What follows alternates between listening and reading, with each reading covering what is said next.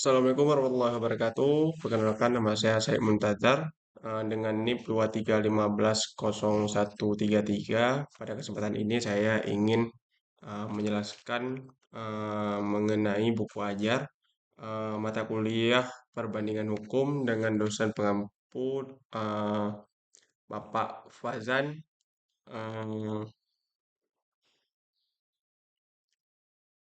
MA PhD. Kesempatan ini saya akan menjelaskan sedikit mengenai perbandingan sistem hukum dalam buku ajar yang ditulis oleh Dr. Maria Ulfa SH IH MHI.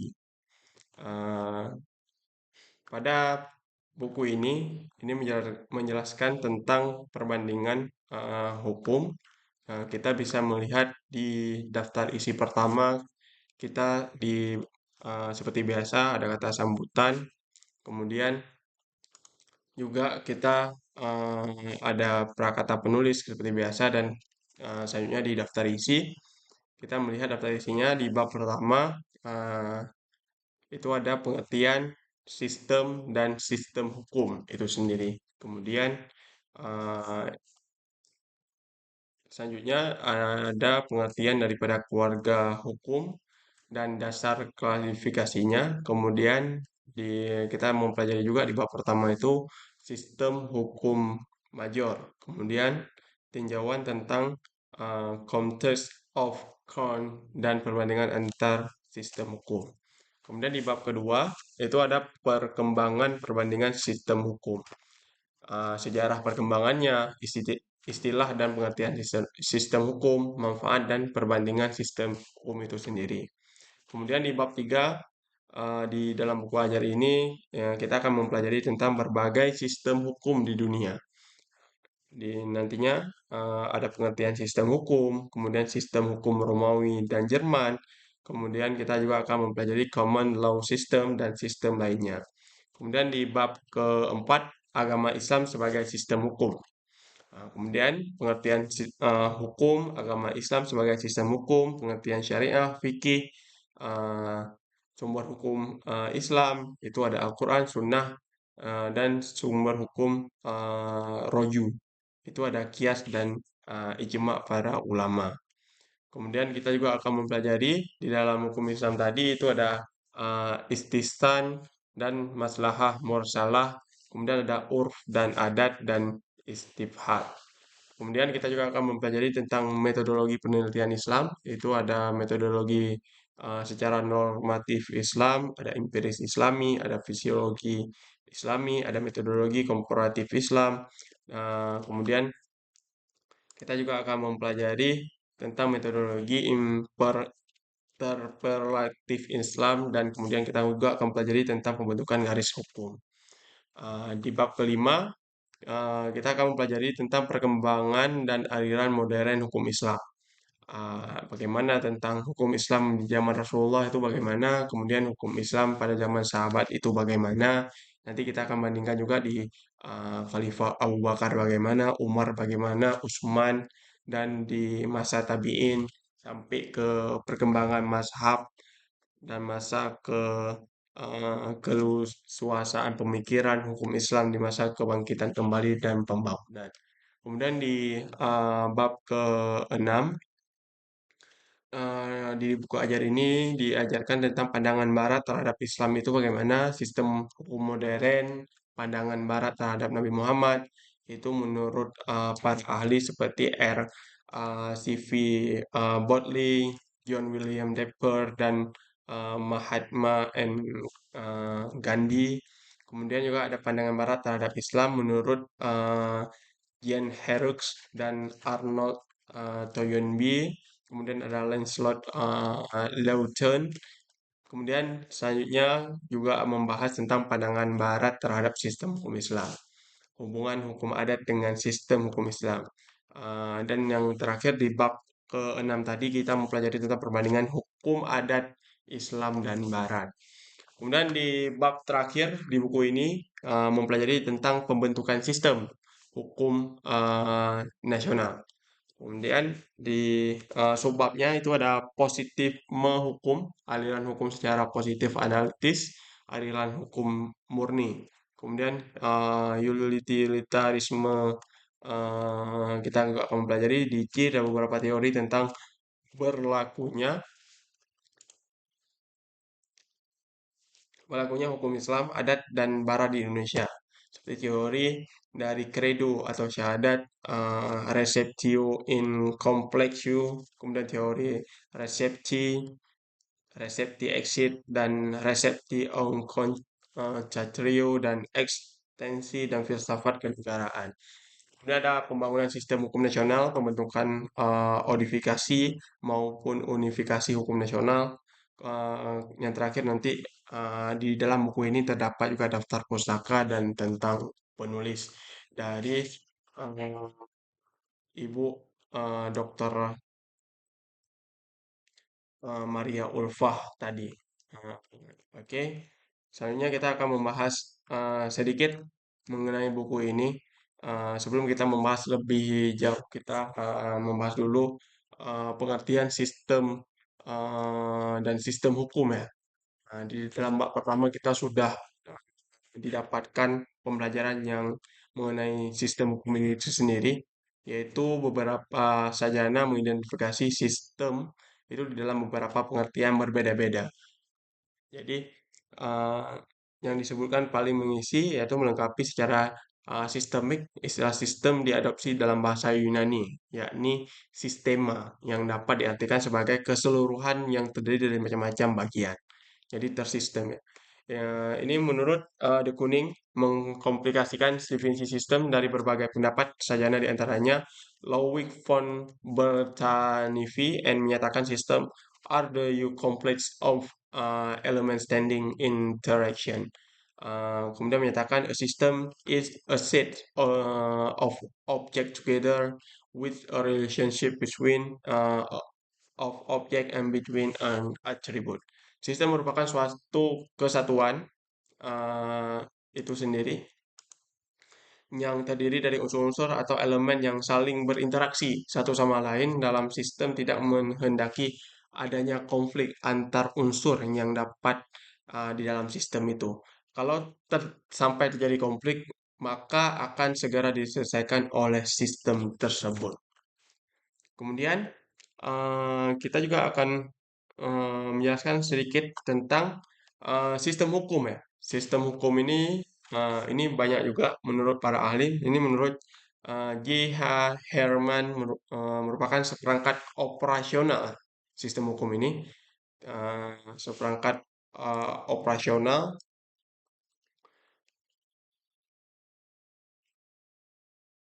yang meliputi institusi, ya, prosedur, aturan hukum, dan konteks ini dapat kita sebut seperti satu negara federal dengan 50 sistem hukum, ya. Itu seperti di Amerika Serikat adanya sistem hukum setiap bangsa secara terpisah serta ada sistem hukum yang berbeda seperti halnya dalam organisasi masyarakat di ekonomi Eropa dan PBB. Pengertian sistem hukum ini yang lain ditemukan oleh Bunsen dengan menghubungkan dengan sistem Stephen's Theory atau Hans Kelsen. Sistem hukum merupakan seperangkat kaidah yang tersusun seperti piramid dan yang berhubungan satu dengan yang lainnya dengan mempunyai tujuan yaitu untuk memperoleh masyarakat yang tertib, adil, dan damai. Dengan demikian, sistem hukum di Indonesia adalah seperangkat aturan hukum yang baik tertulis maupun tidak tertulis yang berhubungan satu dengan yang lainnya untuk mencapai masyarakat yang lebih tertib dan damai. Itu yang dimaksud dengan sistem hukum itu sendiri ya.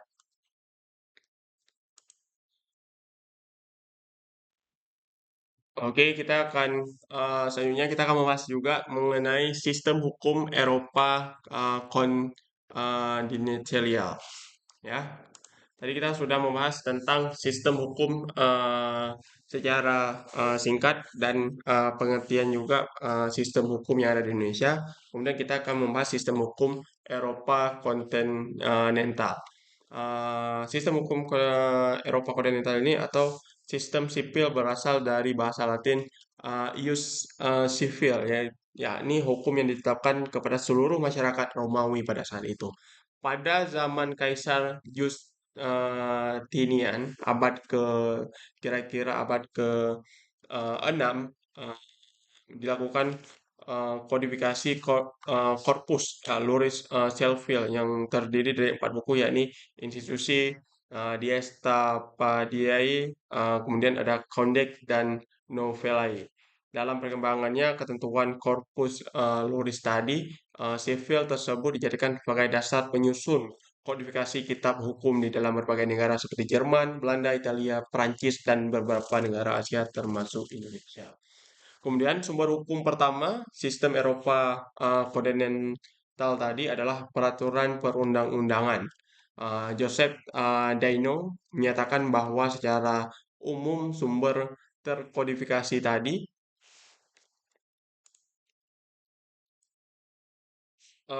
secara sistemik.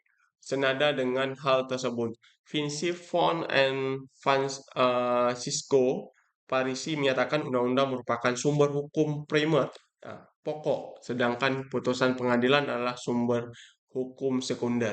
Tetap acuannya itu kepada undang-undang, walaupun nanti bisa dijadikan sebagai dasar hukum lainnya seperti putusan pengadilan dan lain sebagainya. Dasar sistem Eropa kodensial ini mengikat pada hukum dikarenakan hukumnya disusun dalam undang-undang yang terkodifikasi secara sistemik. Nah, seperti yang kita bilang tadi, sistem hukum ini akan diatur secara sistemik ya. Dengan demikian, sistem Eropa menyatakan pentingnya hukum yang tertulis, yaitu undang-undang sebagai dasar hukum Eropa. Secara historis, hal ini tersebut lahir dari perkembangan atas legalitas di Eropa yang meminta adanya hukum yang tertulis dalam sebuah undang-undang untuk menjamin perlindungan terhadap rakyatnya. Tujuan dari hukum tertulis adalah untuk menjamin bahwa hukum itu harus pasti. Hukum yang pasti tersebut berciri-ciri adanya kejelasan baik tulisan, makna, tidak sumir dan tidak multitafsir dan tidak ambi. Jadi eh, hukum itu sendiri jadi harus ada fisiknya. Jadi seperti kita undang-undang itu harus ada kayak bab satu apa, pasal satu apa, ayatnya apa, tertulis dengan jelas. Jadi ketika seseorang melanggar, ketika seseorang ingin menjalankan atau melanggar eh, sistem itu, hukum itu, maka yang akan menghukum dia itu adalah sistemnya. Dan harus jelas seperti tadi, harus tertulis dengan jelas, tidak ada kata-kata yang ambigu, dan tidak boleh multitafsir. Berdasarkan konsep di atas, perkembangan hukum dalam sistem Eropa konvensional ini dilakukan melalui proses legislasi.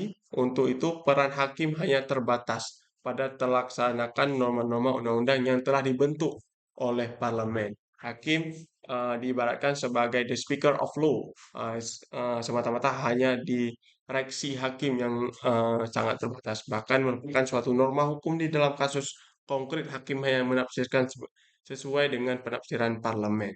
Dengan demikian, eh,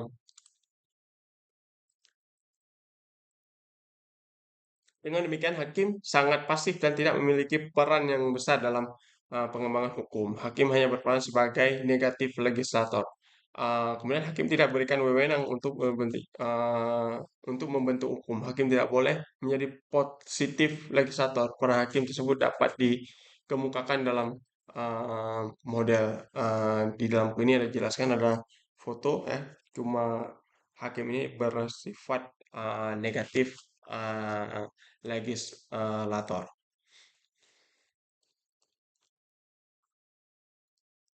Oke, kemudian kita akan membahas juga dengan sistem hukum Anglo-Saxon. Ini merupakan perkembangan di Inggris pada abad ke-9. eh oh, abad ke-10 ya. Abad ke-10 sistem ini merupakan berkembang semenjak menguatnya posisi raja yang berdiri pada institusi baru dalam membentuk pengadilan kerajaan. Sistem ini juga berasal dari kebiasaan-kebiasaan yang dikemukakan, ya. keputusan pengadilan sehingga hukum bersifat tidak tertulis. Dalam perkembangan sistem ini menyebar ke beberapa koloni Inggris dan beberapa varian di antaranya sistem Anglo-Amerika. Sistem ini hukum diciptakan eh,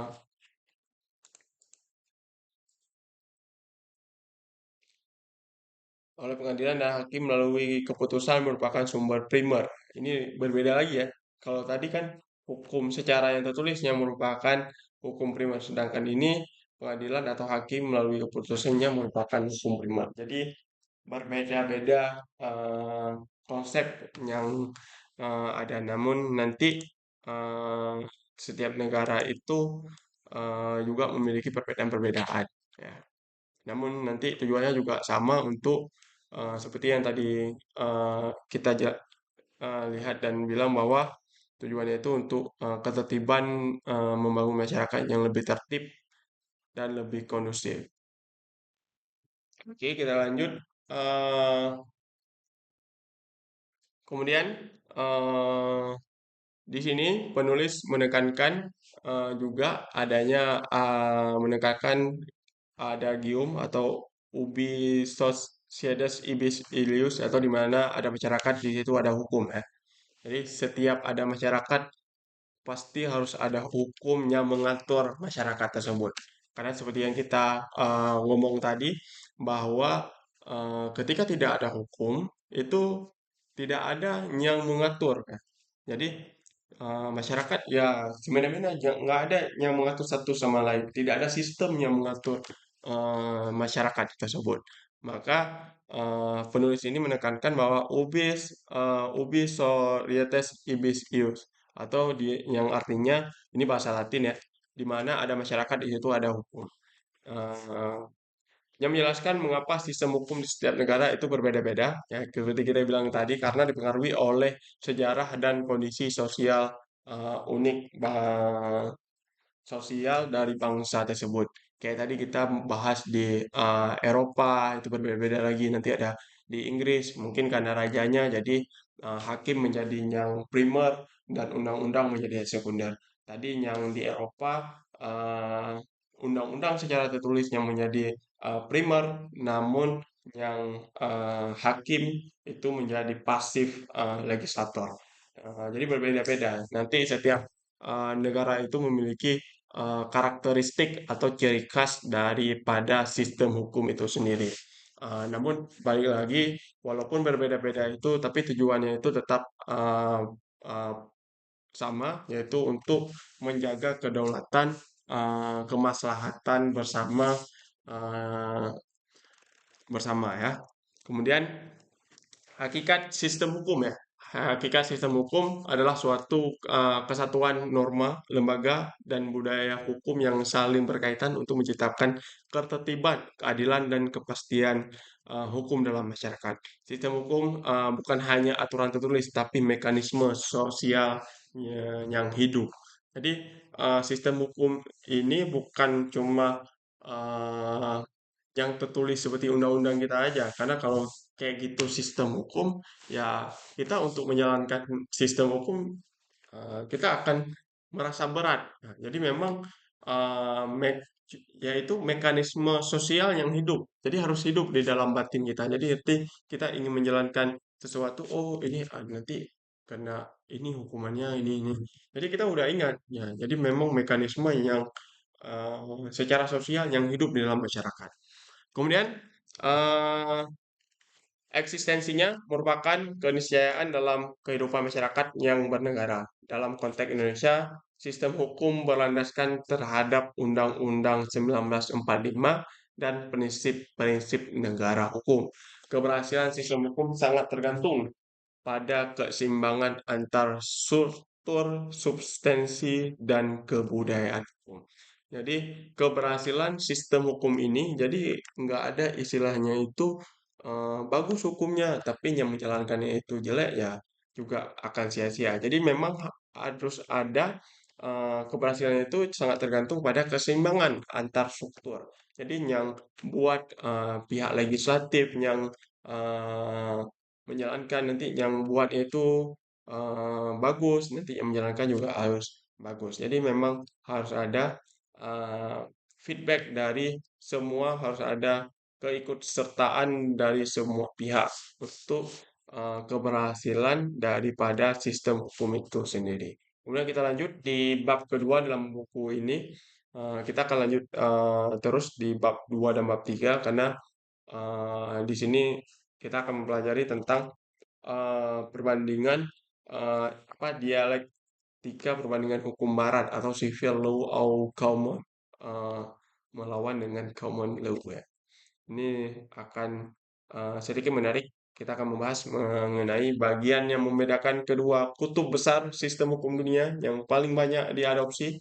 Yang pertama adalah sistem civil law atau Eropa Kontinensial tadi. Kita sudah membahas tadi sepintas. Civil law tadi itu apa? Si apa tadi? Undang-undang atau hukum yang tertulis itu dijadikan sebagai hukum primer, sedangkan eh, putusan daripada hakim itu adalah hukum sekunder. Itu adalah ciri khas atau karakteristik dari sistem law atau Eropa kontinental. Eh, jadi ini berakal dari Corpus Juris Civil itu milik Kaisar Romawi. Jadi ini seperti kita bilang tadi, ini adalah berperan sebagai condong kepada undang-undang ya, sebagai yang tulis merupakan hal yang primer. Kemudian eh, sistem yang kedua yaitu common law atau Anglo-Saxon itu bahwa menyatakan bahwa keputusan hakim itu merupakan keputusan yang primer. Jadi keputusan walaupun udah ada undang-undang yang tertulis tapi diputuskan oleh hakim A berarti harus mengikuti A karena itu merupakan keputusan primer. Itu menurut sistem common law ya. Berbeda dengan civil law tadi. Kalau civil law tadi walaupun putusan hakimnya itu menjelaskan A, tapi ketika kita usut cari lagi di undang-undangnya itu, oh rupanya kayak gini pasalnya. Itu nggak boleh karena si hakim kalau di sistem civil law atau Eropa kontinental itu sebagai sekunder, pasif dia. Nggak boleh banyak ngomong ya. Dia cuma menyelesaikan perkara tapi tidak sebagai pihak utama ya. Dia cuma sekunder, cuma eh, apa bahasa? Cuma pihak keduanya saja. Sedangkan di common law si keputusan hakim yanglah yang utama. Jadi apa yang hakim bilang itulah yang itu. Jadi di bab kedua dan ketiga itu membahas yang tadi eh, mengenai dialektika perbandingan hukum barat yaitu civil law dan common law. Ini merupakan dua buah kutub besar sistem hukum dunia yang banyak diadopsi ya. Kalau kita memilih di sistem civil law kodensial, karena kita ya walaupun hakim memutuskan itu, tapi ada hukum yang ini tetap kita tetap mengikuti tentang Undang-Undang 1945 ya. Kemudian di bab ke selanjutnya di bab keempat dan kelima itu kedalaman hukum Islam dan sumber-sumbernya. Penulis memberikan porsi yang signifikan dalam hukum Islam sebagai sistem hukum yang bersifat universal dan transendental. Sumber utama hukum Islam itu ada di Al-Quran dan Sunnah sebagai landasan mutlak. Jadi nggak boleh diganti-ganti. Nah, kemudian, kalau di dalam sistem Islam, kalau kita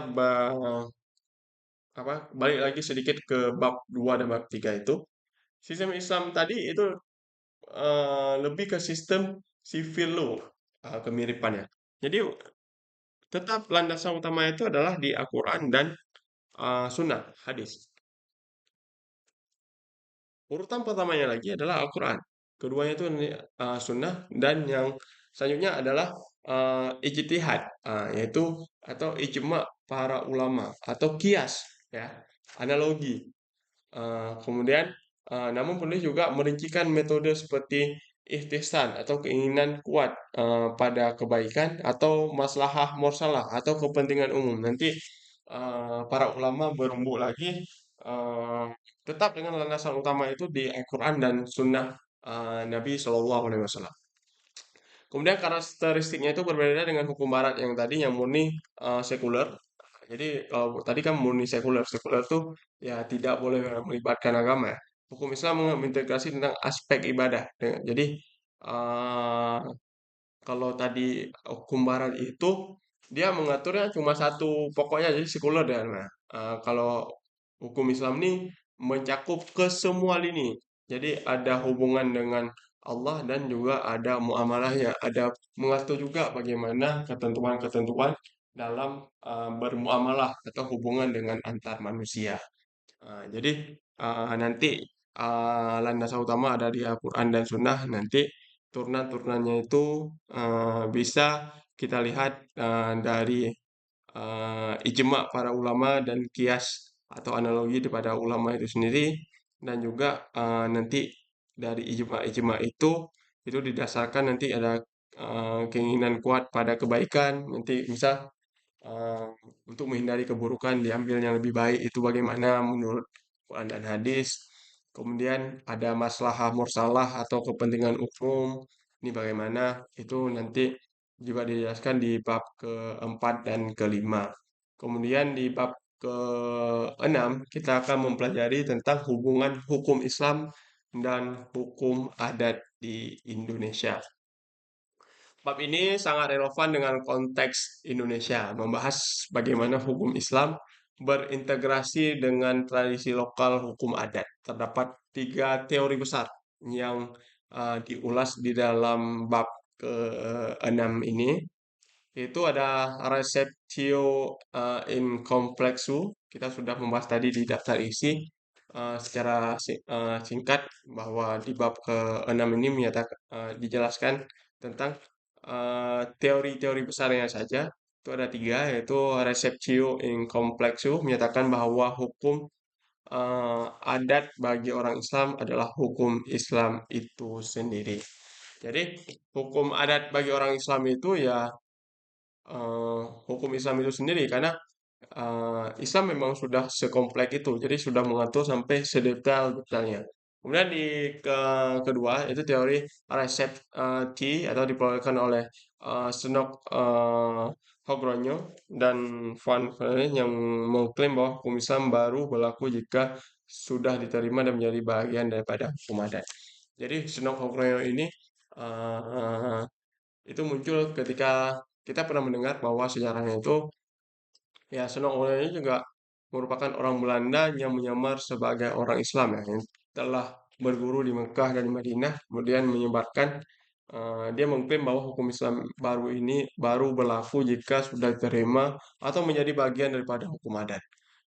Dan ini di teori kedua ini itu terjadi banyak perbedaan-perbedaan sehingga membuat permasalahan ya, permasalahan-permasalahan, perbedaan-perbedaan pendapat, perbedaan-perbedaan hukum adat yang membuat keributan, kericuhan di dalam masyarakat itu sendiri. Kemudian di bab ketiga, resepsi contratrio, kemudian itu adalah teori tandingan yang menyatakan hukum adat baru berlaku jika tidak bertentangan dengan hukum Islam. Jadi hukum adat itu sendiri baru bisa berlaku kalau tidak ada eh, apa bertentangan dengan hukum Islam. Contoh misal adatnya dulu, misal eh, kalau di Aceh itu apa pergi bawa sesajen ke laut dengan menyembah dewa-dewa segala macam. Kan itu bertentangan dengan keislaman, itu ketauhidan ya. Itu syirik. Jadi nggak boleh. Jadi yang kayak gitu nggak boleh di dalam menurut teori resepsi contrario karena bertentangan dengan hukum Islam. Jadi nggak ya nggak berlaku ya karena bertentangan dengan eh, hukum Islam tadi. Kemudian di bab ke-7 ya, ini adalah sistem hukum nasional. Penulis menyimpulkan bahwa Indonesia adalah negara dengan sistem hukum campuran, jadi mixed system. Kemudian Indonesia menyerap elemen civil law atau warisan Belanda atau hukum Islam karena mayoritas penduduk dan hukum adat, yaitu jati diri bangsa. Jadi kita ada tiga nih. Nah, yang pertama kita sudah bilang bahwa kita adalah civil law, yang kayak tadi. Civil law, kemudian ada kita juga kan kita udah bilang kita pengadut Eropa kontinental, jadi karena kita ya bekas jajahan Belanda ya. Eh, itu merupakan warisan dari Belanda dan banyak juga dasar-dasar hukum kita itu diambil dari Belanda ya, itu wajar ya. Kemudian hukum Islam karena mayoritas penduduk kita itu beragama Islam, kemudian ada hukum adat. Oke, selanjutnya pembangunan hukum dan bab yang terakhir adalah urgensi mempelajari tentang perbandingan hukum. Buku ini diakhiri dengan menjelaskan mengapa mahasiswa hukum wajib memahami perbandingan sistem hukum. Itu fungsi secara praktis memudahkan kerjasama internasional dan transaksi lintas negara, sedangkan fungsi secara akademis kita memberikan perspektif lebih luas dalam mengetahui dan mengevaluasi hukum nasional sendiri. Kemudian pembaruan hukum mengambil hal positif dalam sistem hukum asing seperti efisiensi common law yang tadi untuk diterapkan tanpa menghilangkan identitas nasional. Kesimpulannya, melalui perbandingan ini kita dapat memahami bahwa kita ada satu sistem hukum yang sempurna, integrasi antar kepastian hukum Barat maupun Islam adalah kunci dari pembangunan hukum di Indonesia. Mungkin itu saja yang dapat saya sampaikan pada kesempatan kali ini, pembahasan mengenai eh, buku ajar hmm, yang tadi sudah saya jelaskan panjang lebar. Mungkin eh, lebih dan kurangnya itu seperti yang tadi kita bahas ya. Eh, jadi itu saja yang dapat saya jelaskan. Assalamualaikum warahmatullahi wabarakatuh.